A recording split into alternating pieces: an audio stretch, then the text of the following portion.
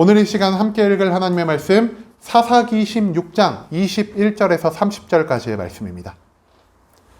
사사기 16장 21절에서 30절까지의 말씀 여러분들을 대표해 제가 읽도록 하겠습니다.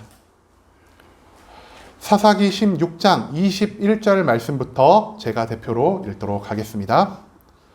블레셋 사람들이 그를 붙잡아 그의 눈을 빼고 끌고 가사에 내려가 놋줄로 매고 그에게 옥에서 맷돌을 돌리게 하였더라. 그의 머리털이 밀린 후에 다시 자라기 시작하니라. 블레셋 사람의 방백들이 이르되 우리의 신이 우리 원수 삼손을 우리 손에 넘겨주었다 하고 다 모여 그들의 신 다곤에게 큰 제사를 드리고 즐거워하고 백성들도 삼손을 보았으므로 이르되 우리의 땅을 망쳐놓고 우리의 많은 사람을 죽인 원수를 우리의 신이 우리 손에 넘겨주었다 하고 자기들의 신을 찬양하며 그들의 마음이 즐거울 때에 이르되 삼손을 불러다가 우리를 위하여 제주를 부리게 하자 하고 옥에서 삼손을 불러내매 삼손이 그들을 위하여 제주를 부리니라. 그들이 삼손을 두 기둥 사이에 세웠더니 삼손이 자기 손을 붙든 소년에게 이르되 나에게 이 집을 버틴 기둥을 찾아 그것을 의지하게 하라 하니라.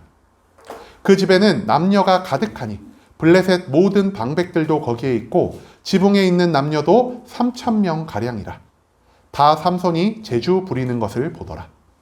삼손이 여호와께 부르짖어 이르되 주 여호와여 구하옵나니 나를 생각하옵소서.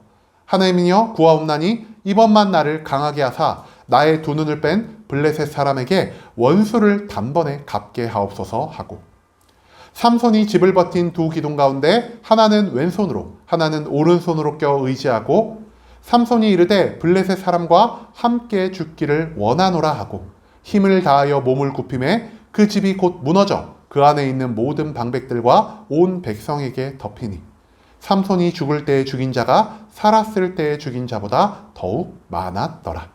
아멘. 이 시간 우리는 관통하시는 성령님 그 두 번째 말씀을 가지고 함께 나누는 시간 갖도록 하겠습니다.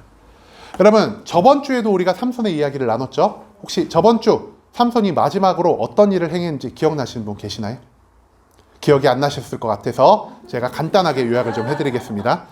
여러분 삼손은요 하나님의 성령의 충만을 받고 이스라엘의 구원자로 선택되어서 태어나기 전부터 이미 하나님의 나시린으로 선택이 된 자였습니다. 그럼에도 불구하고 삼손은 하나님의 사명을 따르지 않고 오직 자기의 만족과 유익만을 추구하며 살았기 때문에 하나님은 성령님의 이 강권적인 역사, 삼손의 영혼을 관통하여 들어가셔서 마치 낚싯바늘에 낀 물고기처럼 삼손을 강압적으로 사명의 장소로 이동시킨 후 그 블레셋 도시로 내려가 맨손으로 30명이나 된 사람들을 때려 죽임으로 인해서 하나님의 사명을 일부 이뤄 갔다라는 말씀을 우리가 저번 주에 함께 나눌 수 있게 되었습니다. 그렇다면 그 이후에 과연 삼손의 인생에는 어떠한 일들이 있었을까요? 블레셋 사람 30명을 때려 죽인 이후에 삼손은 고향 땅으로 잠시 돌아가게 됩니다. 하지만 여전히 그 안에 풀리지 않은 화가 있었고 다시 그는 블레셋의 마을로 돌아가서 그 주변에 있는 블레셋의 논과 밭에 불을 질러버리게 됩니다. 논과 밭이 불타서 많은 사람들이 한 해 거둬야 할 그 농작물을 온전히 수확하지 못하게 되자 블레셋 사람들은 분노해서 많은 병사들을 이끌고 삼손을 죽이고 삼손을 잡기 위해 삼손을 둘러싸게 됩니다. 그때 다시 한번 성령님의 관통하는 역사가 삼손에게 임재하셨고요. 삼손은 엄청난 괴력을 발휘해서 여기 이렇게 그림에 나온 것처럼 지금 삼손의 손에 들고 있는 게 뭐처럼 보이십니까? 이게 턱뼈라 그럽니다. 턱뼈를 들고 자기를 둘러싼 자기를 잡으러 온 블레셋 사람 1,000명을 모두 다 때려 죽여버렸다고 합니다. 인간의 머리로는 상상할 수 없는, 인간의 힘으로는 도저히 이룰 수 없는 이 엄청난 능력을 성령님의 관통하시는 놀라운 능력을 통해서 삼손이 이루게 되었다는 것이죠. 삼손은 혼자서 30명이나 되는 블레셋 사람들을 쳐 죽였고요. 이번에는 턱뼈 하나에 의지해서 블레셋 사람 1,000명 이상을 모두 때려 죽이는 이 놀라운 사건을 완성시키게 됩니다. 이때쯤 되면은 삼손도 어느 정도 깨닫지 않았을까요? 맞아. 내 사명은 블레셋에서부터 이스라엘을 구원하는 거야. 내가 이제는 나의 만족과 유익을 추구하는 삶이 아니라 하나님이 주신 사명에 따라서 성령님이 인도하시는 그 이끄심에 따라서 내가 블레셋을 물리치며 평생을 살아가야겠다라는 이러한 것들을 삼손이 이 두 번의 경험을 통해 충분히 배울 수 있었을 것 같습니다. 그럼에도 불구하고 삼손은 어떻게 살았을까요? 여전히 삼손은요, 하나님의 사명을 추구하지 않았습니다. 성령님이 그를 강권적인 역사로 하나님의 사명의 장소로 여러 번 인도하셨음에도 불구하고 그는 여전히 자기의 만족을 위해, 자기의 유익을 위해서 성령님이 주신 모든 능력을 마음껏 사용하며 살아가는 이 어리석음 가운데 살아갔다라는 것이죠.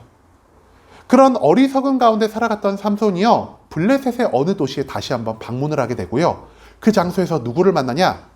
블레셋의 창녀, 성경에 등장하는 여러 명의 악녀 중에 하나인 들릴라라는 여인을 만나게 됩니다.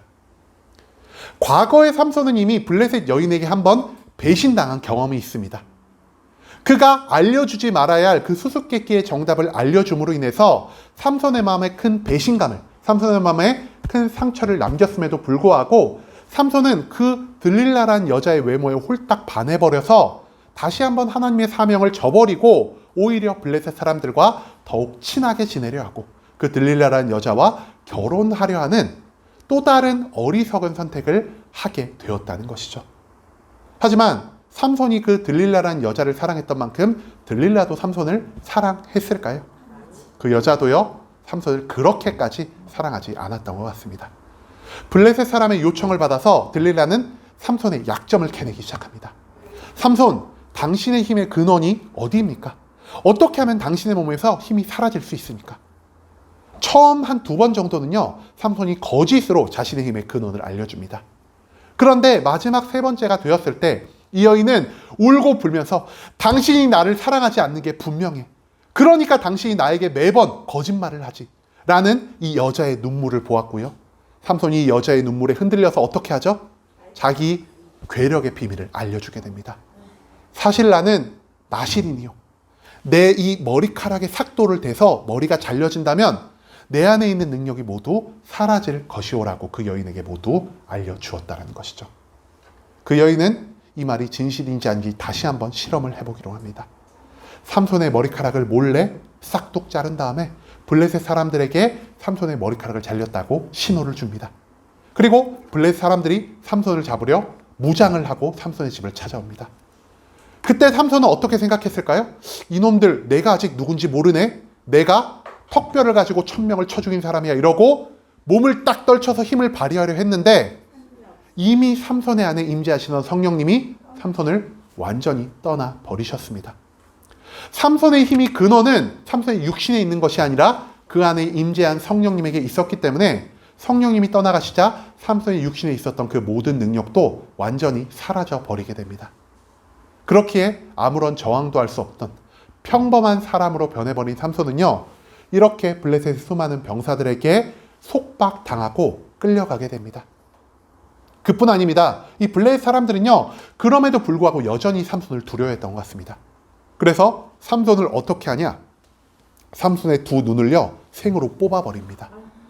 왜냐? 눈이 뽑히면은 이 사람이 괴력을 발휘한다 해도 허공의 헛손질을 계속 할 거니까요. 그렇기 때문에 두 눈을 뽑아버리고 그를 옥에 가둬서 빛이 들어오지 않는 그 감옥 가운데서 평생 맷돌을 돌리는 이 비참한 지경에 놓인 것이 바로 삼손의 말년이었다는 것을 우리는 앞선 성경의 모든 말씀을 통해서 발견할 수가 있습니다.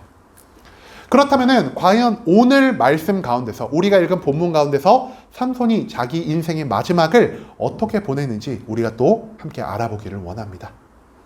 삼손이 블레셋 사람의 옥에 갇혀서 포로가 되었을 얼마 시간이 지나지 않았을 때 블레셋 사람들은 굉장히 큰 축제를 벌이고자 합니다. 이 당시 블레셋 사람들은요, 삼손을 자기의 원수로 생각을 했습니다.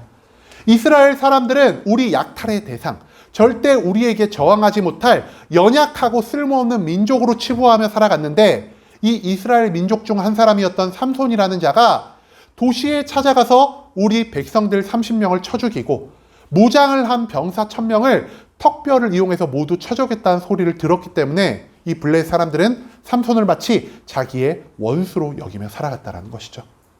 그런데 그 원수처럼 여기던 삼손이 지금 어떻게 되었다고요? 두 눈이 뽑힌 채 자신들의 도시의 감옥 안에서 맷돌을 돌리는 이런 비참한 지경에 놓이게 되었습니다.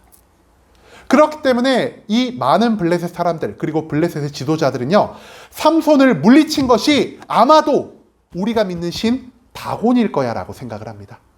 그렇기 때문에 이 다곤 신에게 영광을 돌리기 위해서, 그리고 우리를 괴롭혔던 이 삼손을 잡은 것에 대해서 우리가 기쁨의 축제를 벌이기 위해서 함께 축제의 시간을 갖게 되었다는 것이죠. 그렇기 때문에 이 축제를 어디서 벌이게 되냐? 우리 신에게 영광을 돌려야겠죠. 그렇기 때문에 블레셋 사람들이 믿던 이 다곤 신의 신전에서 엄청나게 큰 축제가 열립니다. 이 축제에 누가 참여하였냐? 블레셋에 있는 모든 지도자, 성경에는 방백들로 표현이 되어 있습니다. 지도자들이 참여를 하였고요. 무려 3,000명이 넘는 사람들이 함께 축제를 벌이기 위해서 그 자리에 모이게 되었다는 것이죠.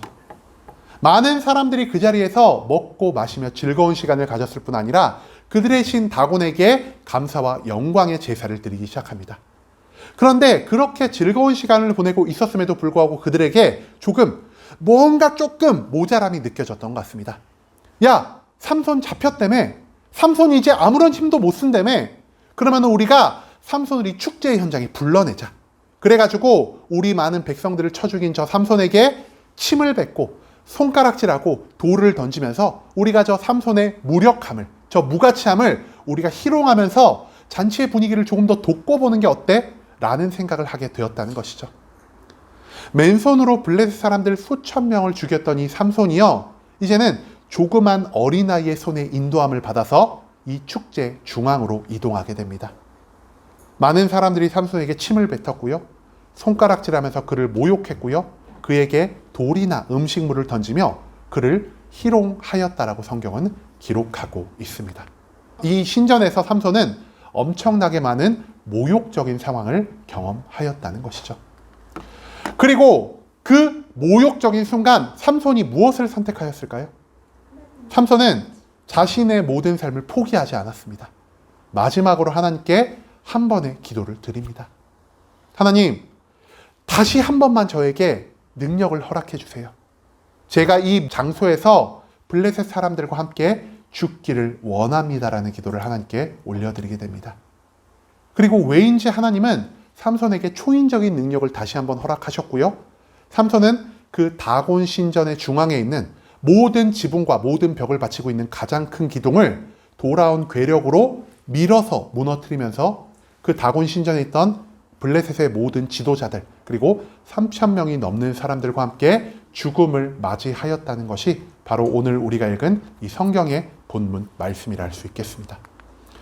여러분, 이렇게 삼손이 괴력을 발휘해서 엄청나게 두꺼운 기둥을 무너뜨려서 다곤신의 신전에 있던 모든 사람들과 함께 죽음을 맞이하였다라고 합니다.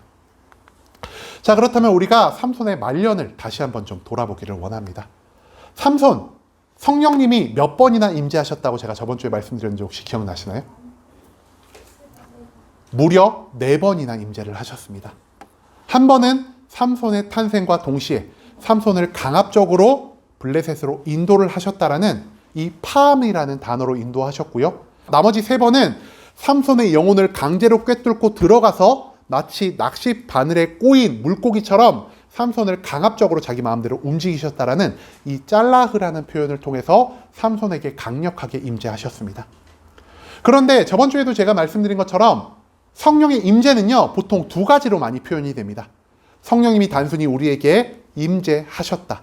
그리고 신약에는 성령님이 우리 가운데 충만하게 임재하셨다라고 말이죠. 성령님의 임재는 굉장히 부드러운 모습으로, 굉장히 인격적인 모습으로 임하시는 것에 반해서 왜 하나님은 삼손에게 이 강제적인 방법으로, 강압적인 방법으로 성령의 임재를 허락하여 주셨을까요?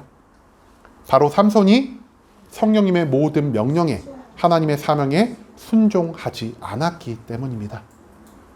삼손은 성령의 능력을 받아서 그 능력을 자기 마음대로만 사용할 줄 알았지, 하나님의 사명보다 나의 만족과 나의 유익을 더 중요시하며 살아가는 이 어리석음의 삶을 계속해서 살아갔다는 것을 우리는 삼손의 모든 인생 가운데서 발견할 수가 있습니다. 그리고 삼손을 마지막 절망의 구렁텅이로 몰아넣은 그 마지막 사건이 발생하죠. 한 번 블레셋 여인에게 배신당했음에도 불구하고 다시 한 번 블레셋 여인에게 반하고 그 반한 여인에게 한 번 더 배신당하고 속는 그러한 사건이 벌어집니다. 삼손은 성령님의 명령에 따라서 이스라엘을 블레셋의 손아귀에서 구원해내야 할 구원자의 사명을 가지고 있었습니다. 그런데 끝까지 삼손은 블레셋 사람들과 함께 살려고 하였고 블레셋 여인을 사랑하고 그 블레셋 여인과 가정을 꾸리고자 했습니다. 삼손의 거듭된 불순종으로 인하여 삼손에게 놀라운 일이 한 가지 벌어집니다. 어떤 일이 벌어지냐? 삼손 안에 충만하게 임재하였던 그 성령님이요, 불순종에 의해서 삼손을 떠나게 되었다는 것이죠. 여러분, 성령님은요 굉장히 인격적인 분이십니다. 그렇기 때문에 신약에서 하나님이 말씀하시죠. 구하고 찾고 두드리는 이 간절한 마음을 가지고 하나님 앞에 나아가는 모든 자들에게 성령의 충만함을 허락해 주신다라고 말이죠. 그런데 반대로 우리가 간절한 마음으로 성령을 구하지도 않고 성령님의 계속된 인도함을 거부하고 불순종한다면 어떤 일이 일어나냐? 성령님은 우리를 인격적으로 대하시는 분이기 때문에 우리가 성령님을 계속해서 거절한다면 성령님이 우리를 떠나 가실 수 있다는 것을 우리는 삼손의 이야기를 통해서 발견할 수가 있다는 것이죠. 성령님이 떠나가자 삼손의 삶 가운데 어떤 일이 일어나죠? 성령님이 주셨던 이 육신의 괴력, 성령님의 떠나심과 함께 완전히 사라져 버리게 됩니다. 그리고 능력이 사라지자 삼손은 자기가 그토록 한심하게 여겼던 블레셋 사람들의 포로가 되어서 두 눈이 뽑히고 옥에 갇혀 포로가 되어서 평생을 맷돌을 돌려야 하는 그 치욕적인 상황 가운데 놓이게 되었다는 것이죠. 이것을 통해 우리가 찾아낼 수 있는 건 무엇이냐? 성령님이 없는 삶은 곧 나에게 있어서 고통과 절망밖에 되지 않는다는 것을 성경은 이 삼손의 말년 인생을 통해서 우리에게 알려주고 있다는 것입니다. 삼손은 이제 아무런 능력이 없는 자입니다. 심지어 두 눈이 뽑혀졌기 때문에 평범한 사람보다 못한 육체적인 능력을 가졌던 것이 바로 이 삼손이었다는 것이죠. 이처럼 비참한 지경에 놓인 삼손, 감옥 안에 갇힌 삼손은 이 감옥에서 어떠한 일을 했을까요? 삼손이 하나님께 불평불만하고 하나님께 원망하는 삶을 살아갔을까요? 모든 것을 잃고 삼손은요, 자기의 인생을 한번 돌아보기 시작했을 것입니다. 왜 내가 이 지경까지 이르렀지? 내가 여자를 잘못 믿은 것인가? 아니면 나에게 또 다른 문제가 있는 것인가? 삼손이 이것을 계속해서 되짚어보기 시작합니다. 그리고 결국 삼손이 다다른 결말이 무엇이냐? 내가 그동안 하나님의 사명을 받았음에도 불구하고 내가 나의 만족과 유익만을 따르는 어리석은 삶을 살게 되었구나라고 말입니다. 왜 나는 수많은 기회가 있었음에도 불구하고 하나님의 인도하심을 따르지 않았을까? 왜 나는 나에게 명확한 사명이 주어졌음에도 불구하고 나는 나의 만족과 유익만을 선택하는 이 어리석음 가운데 살았을까라는 이 돌이킴이 삼손 가운데 점점 발생하기 시작했다는 것입니다. 우리가 이 삼손의 마음가짐을 어디서 발견할 수 있냐? 오늘 본문의 22절의 말씀 가운데서 찾아볼 수가 있습니다. 오늘 본문 22절의 말씀, 성경 뭐라고 기록하고 있냐? 그의 머리털이 밀린 후에 다시 자라기 시작하니라라고 성경 기록하고 있습니다. 여러분, 삼손의 머리털은요, 무엇의 상징이었을까요? 삼손의 머리털은요, 나실인의 상징이었습니다. 나실인, 제가 말씀드렸죠? 나실인 총 3가지를 하면 안 됩니다.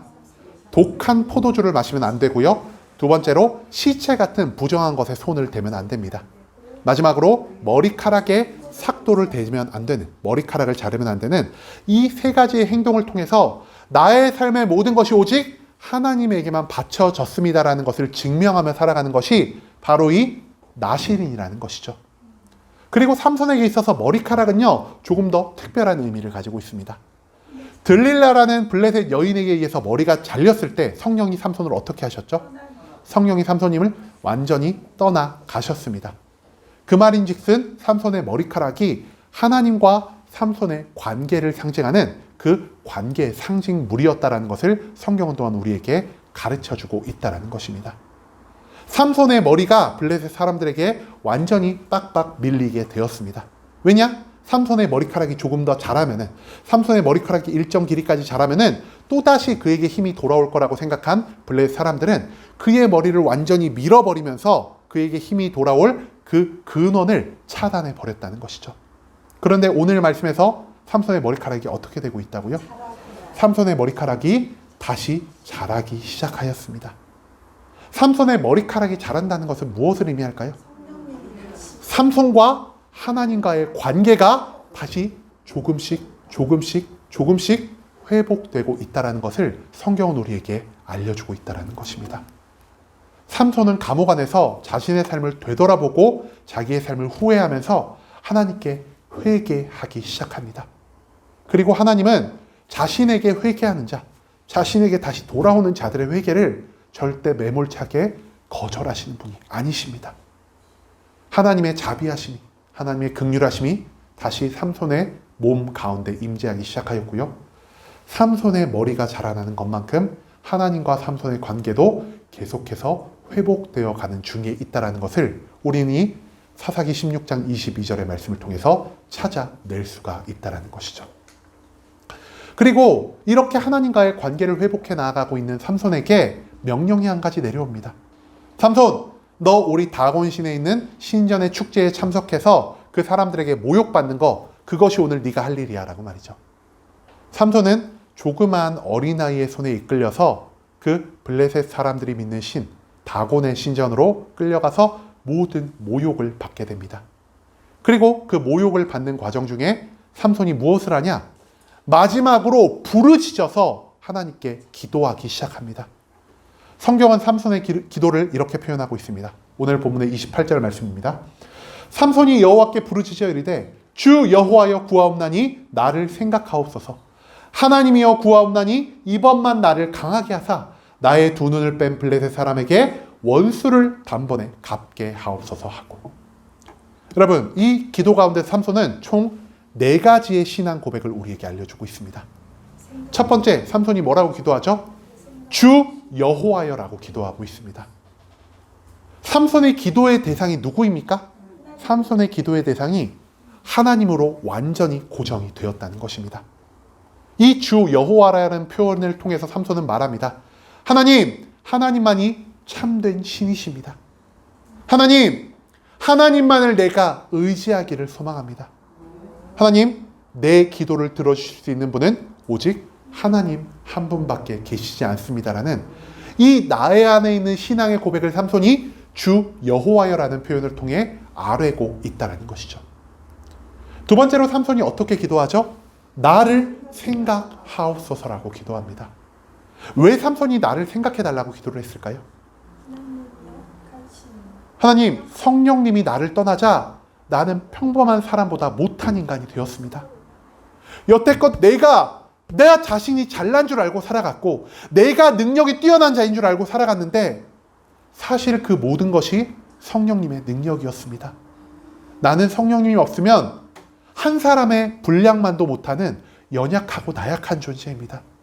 이 나의 연약함을 하나님께서 불쌍히 여겨 주시옵소서. 나에게 단 한 번만이라도 하나님의 자비하심이, 하나님의 긍휼하심이 임재할 수 있기를 소망합니다라는 이 나의 지난날의 삶에 대한 모든 회개가, 나의 연약함에 대한 인정이 하나님을 다시 한번 바라보는 이 모든 신앙의 고백이 나를 생각하시옵소서라는 기도 가운데 온전히 담겨 있다는 것이죠. 세 번째로 삼손이 어떻게 기도하고 있죠? 하나님, 나를 강하게 하여 주시옵소서. 삼손의 괴력의 근원이 어디서 발생했다고요? 그 안에 들어있던 성령님의 충만함으로 발생한 것이었습니다. 삼손은요, 괴력만 나에게 다시 돌려주세요라는 기도를 하는 게 아니라 하나님, 다시 한번 나를 강하게 해주세요. 내가 강해지려면은 내가 다시 한번 성령님의 충만함을 경험해야만 합니다. 즉, 하나님, 다시 한번 나를 떠나간 성령님이 나에게 되돌아오시기를 소망합니다. 간절한 마음으로 삼손은 성령님의 임재함을 다시 한번 구하기 시작합니다. 그리고 마지막으로 삼손이 뭐라고 기도하고 있죠? 원수를 단번에 갚게 하옵소서. 삼손은 그동안 어떤 삶을 살았다고요? 사명을 받았음에도 불구하고 나의 만족과 나의 유익만을 추구하는 삶을 살았습니다. 그런데 자기 인생의 마지막에 이르러서야 삼손이 사명자로서 하나님이 기뻐 받으실 만한 기도를 하게 되었다는 것입니다. 하나님, 내가 여태껏 모든 인생을 나의 마음대로 살았습니다. 하지만 나의 인생이 마지막 순간에는 내가 하나님의 사명을 따라 나의 원수가 된 이스라엘 백성들을 괴롭히는 그 블레셋 사람들에게 원수를 단번에 갚게 하옵소서. 내가 나의 삶의 마지막에 이르러서 하나님의 사명을 이루기를 원합니다라는 하나님이 기뻐 받으실 만한 기도가 결국 삼손의 입에서 그의 삶의 마지막에 튀어나오게 되었다는 것을 우리인이 본문의 28절의 모든 삼손의 기도를 통해서 발견할 수 있게 된다는 것이죠. 나의 신앙의 고백을 하나님께 외치고요. 나의 삶의 모든 것들을 회개하며 성령의 충만함을 구하며 마지막으로 그 충만히 입은 성령님을 가지고 나의 사명을 이루기 위한 이 아름다운 기도의 모습, 우리가 반드시 이 삼손의 기도 가운데서 배워야 될 줄을 믿습니다. 그리고 하나님은요, 삼손의 마지막 기도를 기뻐 받으십니다. 삼손의 마지막 기도를 기뻐 받으셨기 때문에 다시 한번 성령의 강력한 임재가 삼손에게 임하셨고요. 삼손은 내 안에 있는 성령님의 능력을 가지고 다곤의 신전을 모두 무너뜨리면서 그 안에 있었던 모든 블레셋의 지도자들을 죽여버렸고요. 그 안에 있었던 3,000명이 넘는 블레셋 사람들을 죽여버렸고요. 그와 동시에 자기 자신의 삶도 마무리할 수 있게 되었다는 것입니다. 수많은 블레셋의 지도자가 죽었기 때문에, 수많은 블레셋 사람들이 죽었기 때문에 이 블레셋은 더 이상 이스라엘 백성들에게 영향을 끼치지 못하는 회복기에 접어들어야 하는 이 단계에 돌입하게 됩니다. 즉 삼손이 자기 인생의 마지막을 통해서 블레셋 사람들의 손아귀에서 이스라엘을 구원하라는 하나님의 사명을 달성할 수 있게 되었다는 것이죠. 재밌는 것은 무엇이냐? 하나님의 사명이 삼손을 통해 온전히 이루어졌음에도 불구하고 삼손은 그 사명의 달성을 통한 아무런 기쁨도 아무런 영광도 누리지 못한 채 오히려 그 사람들과 함께 죽음을 맞이한 비참한 말년을 맞이하게 되었다는 것을 성경은 계속해서 우리에게 알려주고 있습니다. 여러분, 하나님은 우리를 사랑하십니다. 그리고 우리를 사랑하시기 때문에 우리를 사명의 자리로 인도하고자 만들어주고 싶으십니다. 사명의 자리로 인도하기 위해 우리에게 필요한 것은 성령의 충만이요 성령의 축복입니다. 그 축복이 아니고서는 우리가 하나님의 사명의 자리에서 하나님의 나라와 하나님의 의를 세워갈 수 없기 때문에 성령님은 매일매일 나에게 축복을 허락해 주시며 나를 사명의 자리로 인도해 가십니다. 그런데 여기서 우리는 두 가지 선택을 할 수 있습니다. 성령님의 인도에 순종할 수도 있고요. 성령님의 인도에 순종하지 않을 수도 있다는 것이죠. 성령님의 인도에 순종할 때 우리의 삶 가운데 어떤 일이 일어나냐? 성령님이 우리를 인격적인 모습으로 대해주기 시작하십니다. 우리를 절대 강압적으로 끌고 가지 않으십니다. 왜냐? 우리를 강압할 필요가 없죠. 내가 내 발로 성령님의 인도하심에 따라가니까요. 성령님은 인격적인 모습으로 나의 삶 가운데 모든 좋은 것들을 허락해 주시고요. 내가 하나님의 사명을 이뤄감으로 인해 하나님의 영광에, 하나님의 기쁨에 함께 참여할 수 있는 기회를 얻는 것이 바로 이 성령의 인도함에 온전히 순종하는 삶이라 할 수 있겠습니다. 하지만 삼손은 이 성령님의 인도함에 순종하지 않았습니다. 오직 나의 만족과 유익만을 위해 살아갔기 때문에 하나님의 사명을 완전히 뒷전으로 내팽개 두었기 때문에 성령님은 삼손에게 강압적인 모습, 마치 삼손을 꿰뚫어서 낚싯바늘에 낀 물고기같이 삼손을 강제적으로 자기가 원하는 장소로 인도하시는 이 강압적인 모습을 보이셨다는 것, 그것을 우리가 성경 말씀 가운데서 무려 4번이나 찾아볼 수 있게 될 것입니다.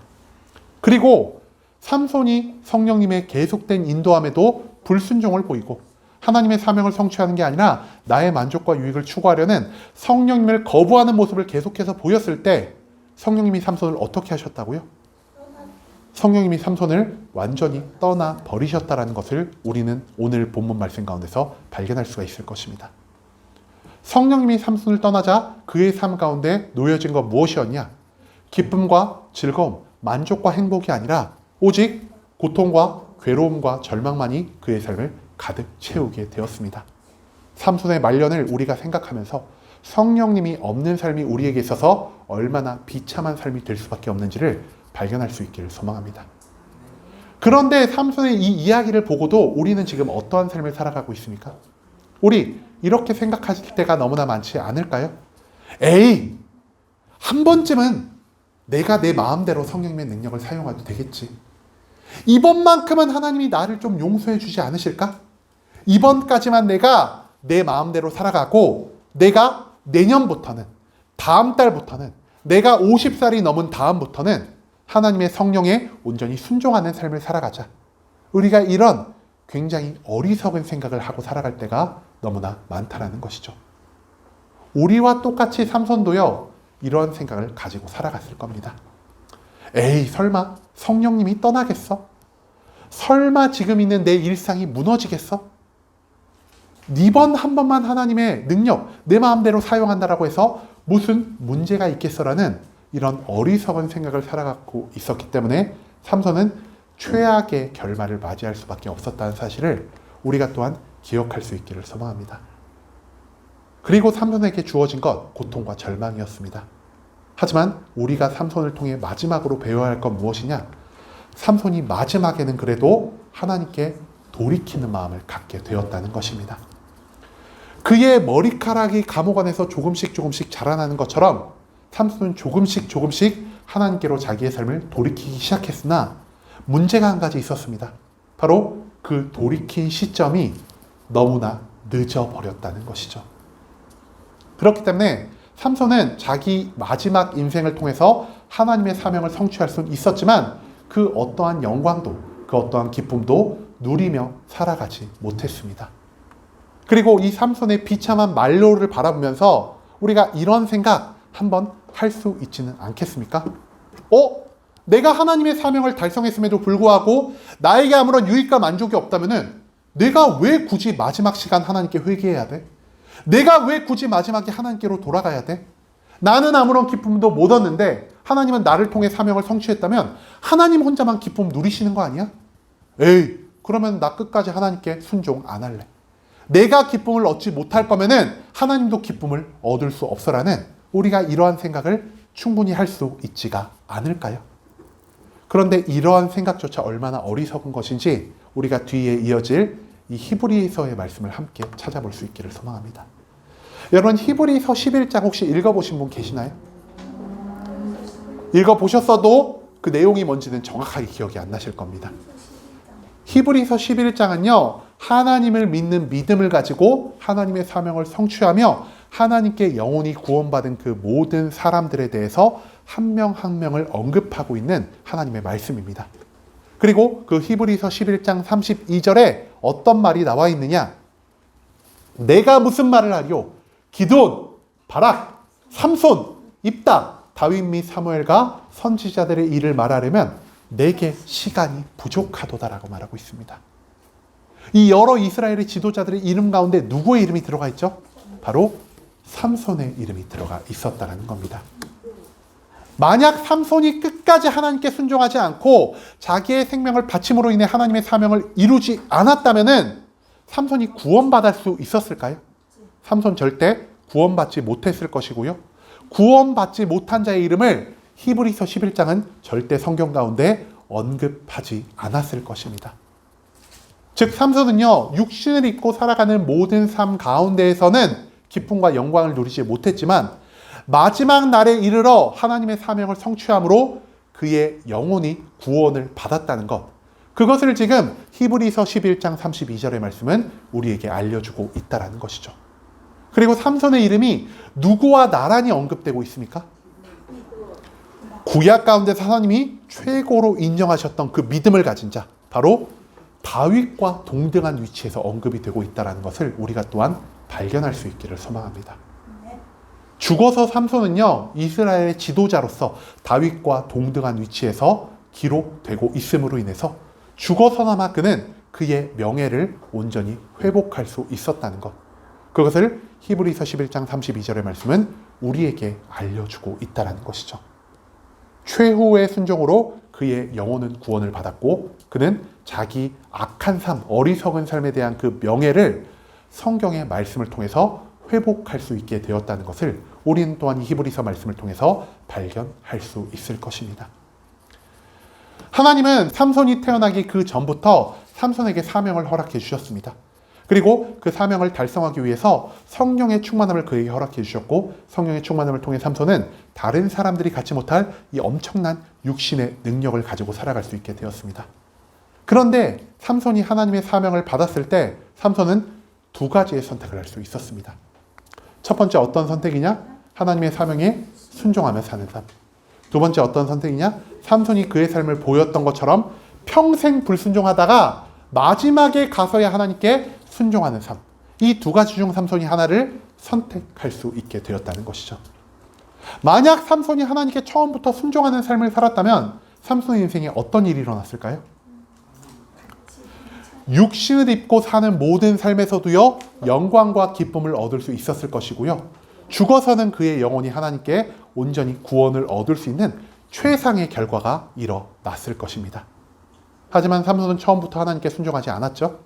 마지막 날에 이르러서야 하나님께 순종했기 때문에 육신을 입고서는 어떠한 기쁨도 즐거움도 누리지 못했고, 오직 죽은 이후에만 그의 영혼이 구원받게 되었다는 것을 우리는 성경 말씀을 통해서 찾아볼 수 있게 된다는 것이죠.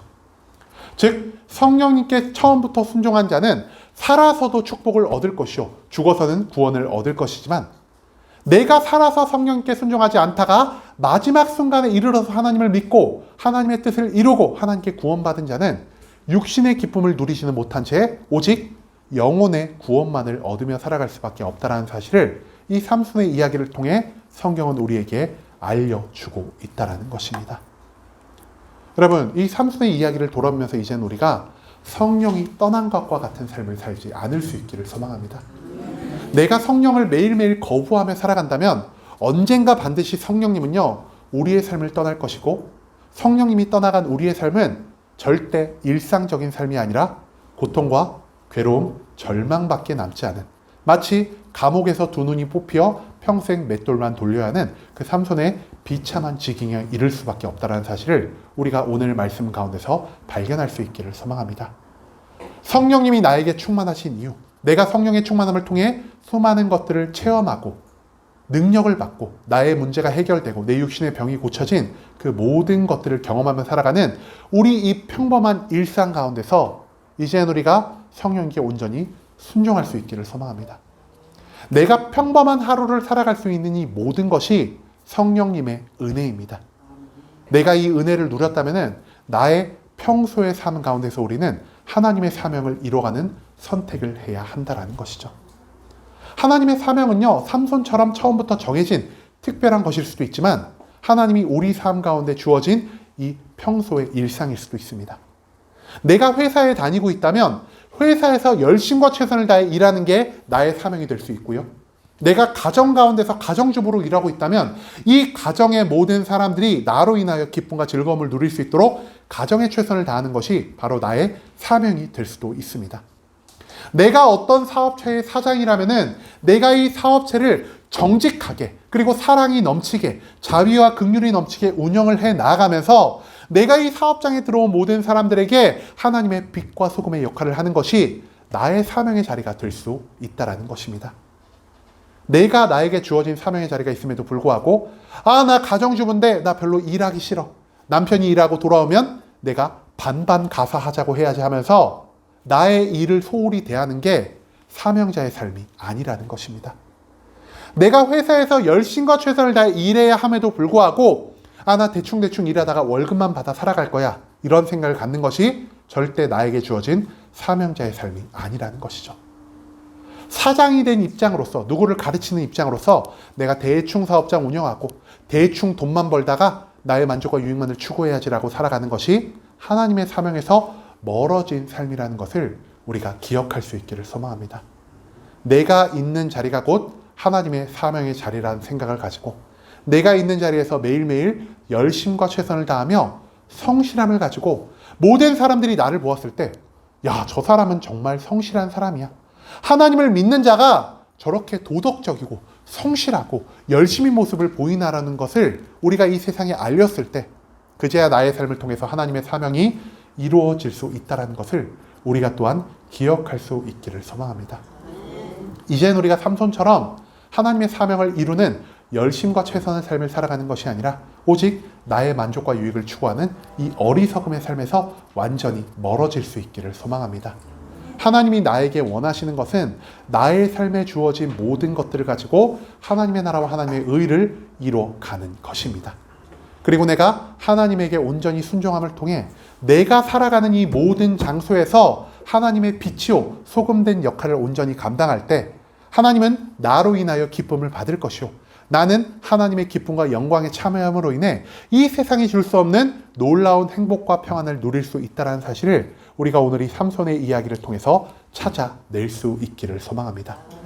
삼손처럼 마지막 순간에만 회개함으로 내 육신을 잊고 살아가는 삶에서는 모든 기쁨과 즐거움을 누리지 못하고 영혼만 구원받는 이 어리석은 선택을 우리가 내려놓을 수 있기를 소망합니다.